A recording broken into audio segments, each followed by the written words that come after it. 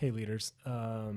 Wanted to walk us through where we're headed for December. Um, Appreciate you guys always for serving, and I know it's December. Who would have thought, right? But I wanted to walk us through what I feel like is probably the most important thing for the life of a student, but I would even say in the life of a Christian. And we've been doing this series called Teach Me. Hopefully, you've been able to use the theme for the month of your youth DG. And so, when we're talking about quiet times, there's a lot of different understandings or how we view what a quiet time is. I think for a lot of us who've grown up in classic youth church stuff, quiet time has always been associated with camps and retreats because it's part of the programming and it's a forced quiet time you have to do every morning. Or church people have always used it as like a hey, have you done your quiet time yet? Or hey, go do your quiet time. And it's kind of like a punishment. And so what I want to do is really change the language. Instead of going, hey, have you had a quiet time, where it's like some kind of unpleasant thing, and I want to shift it to something that's actually essential, right? We talk about what are essential things in life as a human being. There's air, water, and food, and I want to make having a quiet time equal having a personal devotional with Jesus equaling the same thing as eating, right? And so a couple of months ago, I think AACM had this theme called "Have you eaten yet?" And I just thought it was really appropriate because I know they used it for some other thing, but this phrase "Have you eaten yet?" For me, I'm just like, hey, that's exactly what we should be asking when we're asking quiet time. It's not, hey, have you done something that should be foreign to a Christian, but it's almost going, hey, have you done what is most essential to you? Have you breathed today? Have you used your muscles? And having a relationship with God isn't something that's is optional. It's something as important and as vital as eating.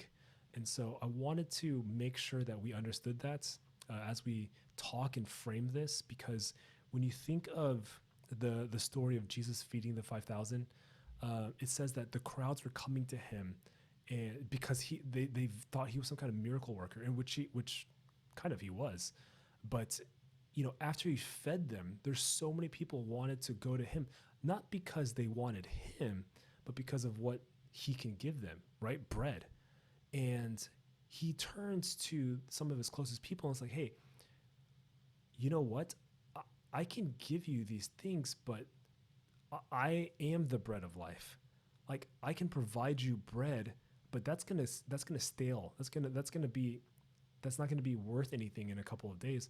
But if you come to me as the source of food and the source of sustenance, then you're always gonna be full. Like because I become the bread. He says I am the bread of life, which means hey, I am what is most essential, not just for a pick me up every once in a while, not just for when things get really hard, but it's this everyday thing where the Christian can come to him and just go, hey, feed me, right? I need you. And he does the same thing with the Samaritan woman. Remember, at the woman at the well, he says, if you were to know who's asking you for a drink, you would be asking him because he is the source of living water, right? He's the bread of life and he's the living water, essential things. So my question is, why do we always find it? And why do we always make it to where spending time with the Lord is optional? And we are sometimes too apologetic when we talk to the youth about these things rather than just going, hey, this is this is not only necessary, but this is something that's good. Like it's good for you. And so, leaders, what I want to really do, not just in our youth group, but in our church, and I would say Christianity, is to make these daily devotional times with the Lord not only essential, but it's beautiful and it's life giving, right? So, can we frame it like that, right? And if again, I don't know if it's going to be cheesy, but I mean, it's really asking the students, like, have you eaten today, right? And even in Chinese culture, right, we ask this question, have you eaten yet? Not just to ask the person, hey, have you physically ingested food, but it's a sign of endearment, right? It's a sign of, hey, we're worried about you. We want to make sure that you're fed. So have you eaten yet, right? Your mom, your grandma, your relatives, they ask you this when you walk into the house, when you call them on the phone. They just go, what's the first thing? Hey, have you eaten yet? Right? It doesn't matter what time of the day, but have you eaten yet? And that's what we need to be doing, especially with our spiritual lives. And so we're going to talk through that. I want you to make sure that the students know, especially if they call themselves a Christian, that this is not optional, that this is essential for living. And I know students and ourselves and culture, we put a lot of stock and a lot of value and a lot of time fixing up the physical, right? We spend a lot of time at the gym, taking care of our skin, putting on certain clothes on our bodies, on our feet, and we do that. But we look in the mirror and we're like, okay, I look good, or no, I don't look that good. I need to fix that. But man, if we put ourselves in a spiritual mirror, what would that say? And I asked this question: if we were to look into a spiritual mirror, how healthy would we look? And I think for some of our youth, they're just spiritually anorexic, right? They may have a lot of church makeup on, right? That they put on for a show sometimes. But man, when you peel that off, right? When you scrub that off, right? They're just skinny. They're just sickly. And it's because they haven't had a daily diet of Jesus, right? Daily bread, living water. There's no diet of that. And so our challenge, leaders, is to get them to eat correctly, right? Have them have a well-balanced diet of these type of things. And again, a lot of times we see devotionals, right? The same way we operate as camps. It's once a year, twice a year. It's when we do these big things. But you guys know this through quarantine. What's going to really help students grow now? It's their daily walk. Here's the thing. Long after they graduate out of the youth group, what's going to sustain them? It's not you and me, right? It's not winter retreats. It's not these things that they can memorize, but it's about their daily devotional with Christ. That's going to be the thing that motivates them, that drives them all the time. That's going to be the thing that will sustain them in college, through college, beyond college, right? And so there's some 4 practical things as far as how to see quiet times or, their personal devotions. Number 1, scheduling, right? It's as simple as, hey, if I'm in a relationship with Jesus, I need to make time for him, right? He's not this God who I need when I'm in trouble, right? He's not some kind of, emergency responder. And I have his number just in case in my phone that if I need something, I'm just going to call him, right? That's not a relationship. That's you provide services for me. Nor is it, okay, well, I'm going to invest in the relationship when I feel like I'm in a good spot, or I'm going to invest in a relationship when I have the time to do it, right? Because that's not a two-way street. That's a one-way thing. And they're not going to grow. We're not going to grow if we don't schedule time to do this, right? When we look forward to meeting certain people, we put it on our calendars. We mark it off. And the reason why is because we're like, hey, this time with this person is important. And so I want to block it off. I want to make sure I have reminders so I'm not even late to these type of things, right? We can schedule dates and we can schedule, our concert times or our favorite shows are going to be here, and we're going to block off 10 minutes before and after. And I'm going, if this is the king of the universe, then we need to be able to block off time. So help them schedule. And I would say make it consistent, but also make it realistic. Consistency is going to be key, especially as they are youth. So help them, but also be realistic. If they can't do it in the mornings, then don't force them in the mornings. And again, we're not asking them to spend 5 hours in devotionals, right? You don't just start off with 5 hours. I mean, 30 minutes. I don't think you can do the decent personal devotion with the Lord in like 5 minutes, though. I think it's got to be at least 15, maybe 20, in order to have something of sustenance, right? I mean, just right. You can't get much done in a 5 minute conversation anywhere, right? So help them schedule this thing. Number two, help them learn how to talk to the Lord, to Christ. And this is going to be difficult for some of them, but it's teaching them how to bear their souls to someone else. And I know we are not good at that, but help them realize, hey, it's okay to express your doubts to the Lord. It's okay to pray prayers of frustration and anger and bitterness to the Lord. He can take it, right? He wants to hear it. He desires that you and I enter into the throne of grace so that we can express where we are.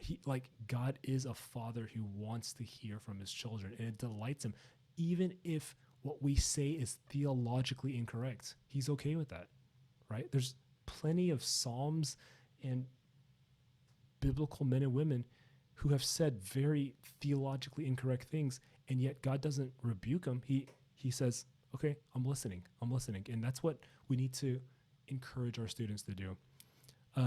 So teach them to be honest, teach them to journal out or type it if they're not good at expressing it, but there needs to be a time where they talk. But conversely, they also needs to be a time where they listen to the Lord. So teach them how to sit back. And there's two parts of listening. Number one, obviously, is learning how to read the scripture and have the scripture read them.